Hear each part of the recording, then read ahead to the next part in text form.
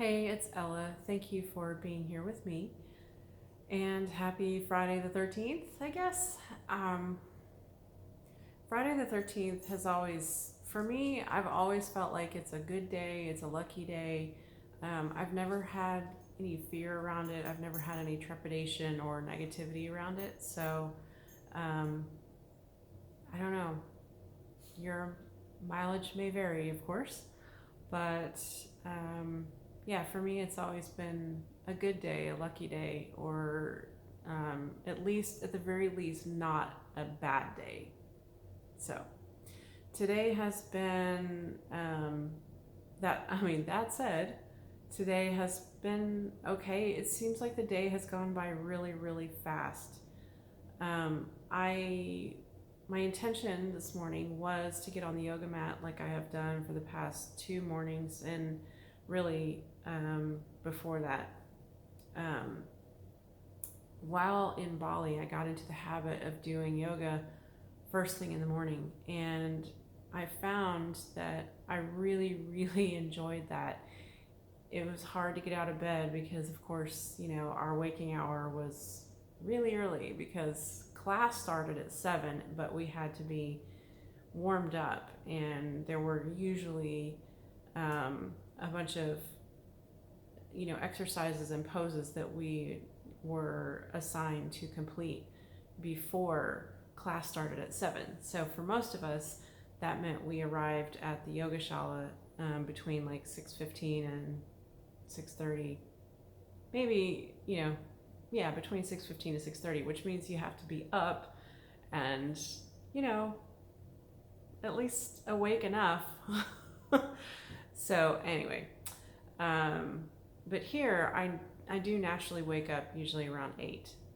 So, which is nice because it's still early. It's still definitely morning, but it's not so obnoxiously early that it's like I'm having to use an alarm. That's basically my goal is that I would like to wake up at the same time every morning with no alarm.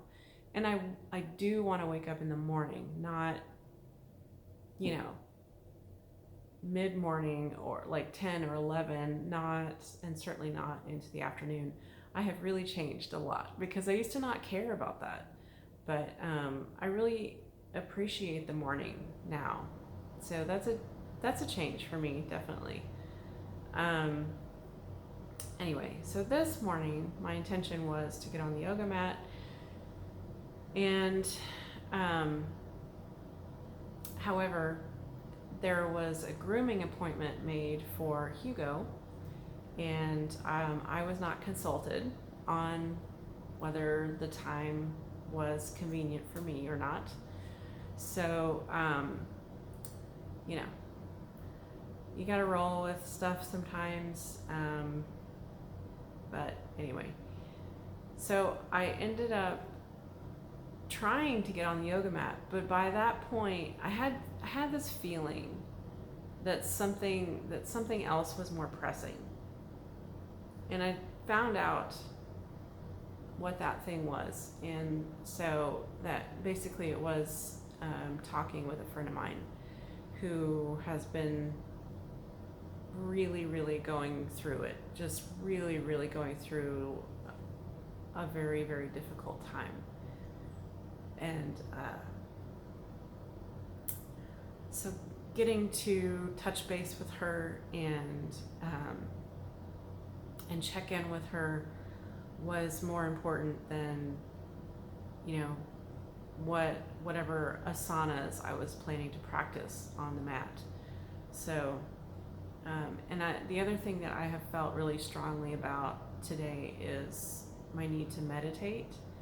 So, like, to meditate in silence. So, um, I tried to do it a little while earlier today, and it just was not happening. So I'm going to try again and see how I go. But anyway, all of that to say that yoga is really the act of self-realization. It is truly realizing and seeing and accepting yourself. And so the practice of yoga is not only on the mat, it happens off the mat as well. And so even though I haven't technically done, I actually have done some yoga this morning, it's just not as much as I wanted to. So, but even though that hasn't been, I didn't do an hour and a half practice, yoga happens off the mat as well as happening on the mat. It doesn't only happen in that 2 foot by 6 foot space. It happens everywhere in life. So, once I realized that earlier, I was like, I get it. So, anyway. Otherwise, I'm feeling, I'm just feeling some kind of way today. I'm feeling kind of weepy. I'm feeling kind of all over the place. So, and part of that is hormones, be that as it may. So, and part of it is just,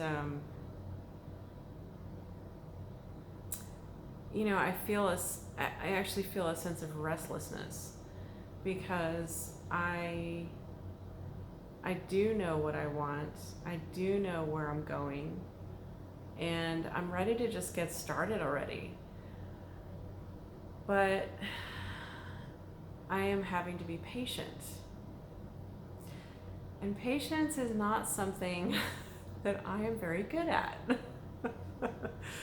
I have tried to practice patience basically my whole life, and I have failed to be patient my whole life. So I am kind of an instant gratification girl. Once I know what I want it now. It might take me a long time to figure out what I want. It might take me a long time to figure out how to do it, or how to, what step I need to take, or what my next step is to take. But once I figure that out, I'm on fire. I just want to go. And so having to be patient to wait for certain things to fall into place before I can take action is very frustrating to me. So, and it's like I don't really want to go into a terrible amount of detail over what I'm waiting for to fall into place, because the details of the situation aren't what's important. What's important is what I've already just said, is that I don't like to wait. I really don't. So anyway, and I am just weary of all of this coronavirus talk, and I'm weary of recession talk, and I am feeling some kind of way about my dad not being smart. Like, I talked to him yesterday, and he was like, "Oh, I've been gone all day," and I was like, "Really?" Because he doesn't usually go much of anywhere. So he said that he went to get his hair cut, and then he went to, I don't know where else he said, like a recycling center, and grocery stores, like multiple grocery stores, and then he went to see his friend at a different retirement center, and they took his temperature as a precaution, because apparently they're taking the temperature of every visitor who comes to the retirement center, which is a really good protocol right now. But it's fallible, because the incubation period for coronavirus is up to 14 days. So I could potentially still come down with it myself, or I could pass it to anyone that I'm in contact with or that I'm sharing space with. You know, there's still a risk for that, even for the next, for me, for the next week. So, you know, I've been back a week, but I still have another week until I'm essentially in the clear from an exposure point of view. So anyway, all this to say, they took my dad's temperature and he said that the temperature registered as 99.9. And I was like, what? Well, and he was like, oh no, that's normal for me. And I was like, what? So, I don't know. He said that his temperature varies from being a degree or two under 98.6 to a degree or two over. And I was like, why is this the first time in my entire life that I'm ever hearing you say this? First of all, I didn't know that was a thing. I didn't know that was possible, but also, why am I only just now hearing it? And why have you never bothered to bring this up with a doctor? Or if you have, like, what did the doctor say? You know, whatever. And, you know, he was just like, well, it's just, you know, it's just my body. And I'm like, okay, well, for me, my temperature actually is always under 98.6, always. It is usually a full degree lower or more. So usually it's 97.3 to 97.6. That's usually about the range. So if my temperature goes up to 99, that's actually more like 100 to potentially 101 for an average person.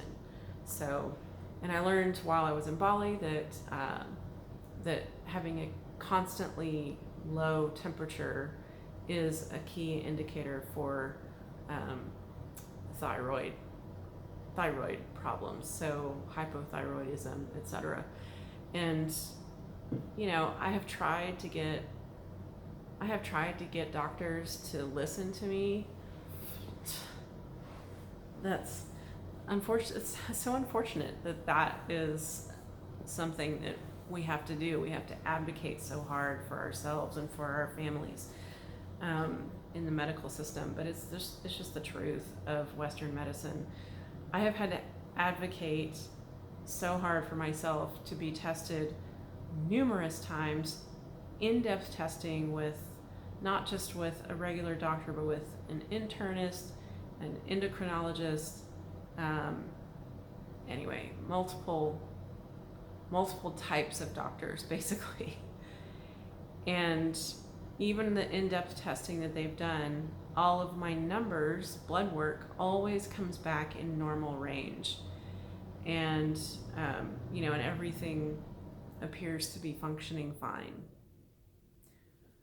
Okay, well then tell me why I have such severe, you know, not even severe, but so many of the symptoms of having thyroid dysfunction. Can anyone explain that? So chances are pretty good that it's subclinical, which just means that it'll never show up on blood tests. But if I could ever get a doctor to listen to me and try out synthetic thyroid on me, chances are pretty good that I would see pretty immediate and pretty positive results. So I got tired of self-advocating, so I kind of stopped bothering with it. But you know, when I go to a place like Bali and I really suffered there, genuinely. It was a really difficult environment for me to be in. And you know, one of the women that I met there, she's like, if I were unmedicated, you know, if my thyroid was not under control with medication, she's like, I would not be able to be here at all. She's like, I don't know how you're even here at all. So, but she gave me a lot of great information. So, um, anyway, it was really challenging. I mean, I was really struggling just to get hydrated at all. I was really struggling to have any energy whatsoever. Um, Basically, by the end of every day, I was just, well, before the end of every day, I was just so fried that I was just like, I literally can't do anything except shower off all the sweat and bugs and whatever else and crawl into bed. And, it also explains why I had literally zero or less than zero energy to do anything during the very short windows of time off that we had too. So, anyway, how do I even get on that? Oh, because my dad's saying he had a temperature. Apparently, they still let him visit his friend anyway. It's like, well, what's the point of, So I guess my dad was able to sweet talk them and tell them like, oh no, I don't really have a fever. But 99.9 is clearly a fever. So I don't know. That's my dad. he is who he is, and I love him. I always will love him. It's just some things are beyond understanding. So, anyway, so really today I've just been kind of low energy and just feeling kind of I definitely feel a need to find stillness, to at least seek stillness within, because I am feeling I'm feeling the how stirred the energy is everywhere around me, and everywhere, even beyond just, this house and this city and this state, but everywhere. I don't feel like it, there's just a lot of fear and anxiety right now. And I feel like it's absolutely critical to do something every single day that takes you back inside, that takes you back within. Because there's really so little that's in our control. And it's like I'm having to constantly remind myself of what is in my control and focus only on what is in my control. So, and I think that's really kind of going back to what I was saying earlier. That's kind of the essence, I guess, the essence of patience is being able to focus only on what you can control, even when that's hard. I think that's really the essence of patience. And that's something that I have always struggled with. I am so much better at it than I used to be, but it's still really a challenge for me. So, anyway, be that as it may. Yeah. I cannot wait until I can broadcast my videos from Maine. I really can't wait for that. And I've actually started looking at rental properties to see what's, just to get a sense of what's available and price ranges and things like that. Oh, excuse me. Had a yawn sneak in there. Just because, Maine has been pulling at me for so long. And my friend was telling me today, she's like, even when you are being pulled somewhere, when you're being called to something or somewhere or someone, and you don't go, it actually drains your energy. And it's like, that makes so much sense, but why had I never thought of it quite like that? You're actually you're leaking energy by resisting the call. You're so like my energy is being drained the longer and longer that I resist the call to actually go and live in the place that I have literally wanted to live for 20 years. So, and that just makes so much sense. So,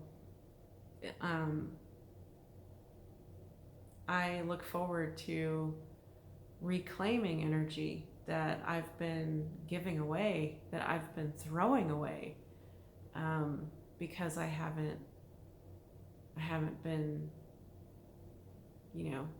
moving towards what's been calling me. So this time of my life is all the more exciting because I am listening to what is calling me. I've talked about this before, but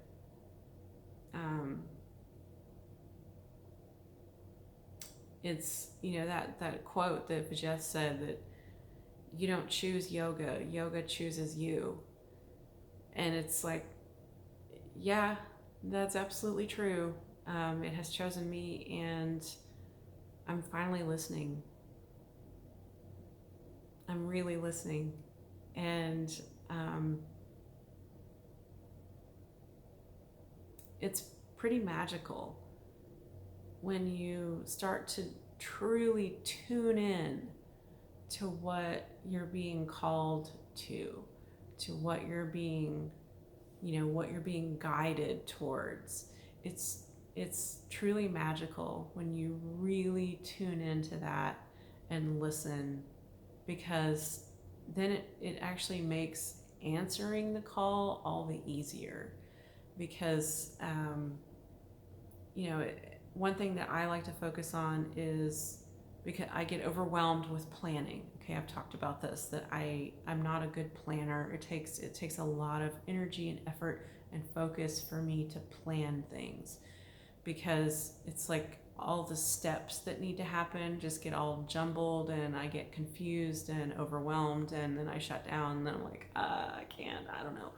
So the way that I typically do it is I will just ask for guidance on, okay, what is my next step? What do I need to do next? And then I do that. Whatever that step is that turns out, it's like, okay, I do that. And then, okay, now what? Okay, well, what's next? And then I do that. So it does make planning a lot easier, because then I essentially don't have to plan. I can just call out for what I am needing, and then, wait for the response. So anyway, I can envision, actually, which is really rare for me, to be able to envision my future, but I can envision my future living in Maine, in a community with like a strong sense and feel of community, and I don't know, I can feel it. I can get little glimpses of what it might look like, and it's pretty awesome. So I'm over here like chomping at the bit, like, okay, I know it's going to take some work to get there, because not only do I have to pack up and move all my stuff that's here, which, by the way, this and then the one behind it, and I have a few other crystals out here as well.